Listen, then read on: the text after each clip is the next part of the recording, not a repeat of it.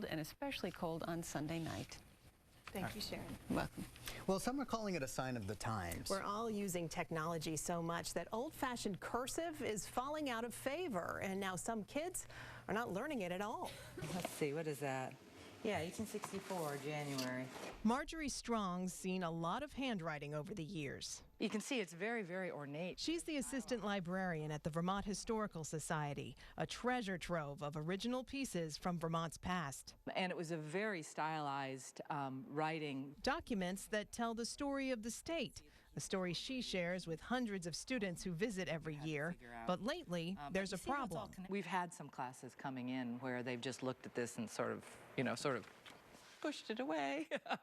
Pushing documents away, and not because they're bored. Just simply that they're not familiar with cursive handwriting. The Historical Society's executive director says the curled and connected script used by generations to communicate looks like code to a growing number of kids. I would say even a decade ago, it was rare or unusual that you would find students that didn't have some familiarity with handwriting. And then we're going to go on to our writing in a moment. Okay. It turns out the state hasn't required cursive instruction for years, and that's left it to individual districts to decide if it's worth teaching at all. And they're teaching cursive less and less.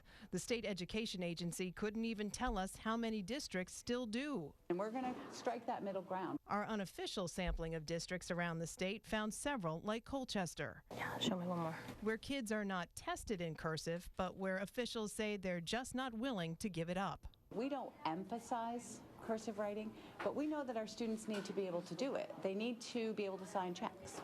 They need to be able to fill out forms. It's really just making it work in the rest of our regular day. Third graders here spend 5 to 10 minutes on cursive a few days a week. And it's like fun, like creative way to write words. Sometimes kids even practice their letters during snack time. Do you have any difficulties with it? Anything? I actually think I'm pretty good at it. Putting the zero on at the end. But keeping cursive is challenging. I think cursive is an important skill. I absolutely do. At the same time, we're in the 21st century. New state education standards called the Common Core are going into full effect next year, and cursive is not part of them.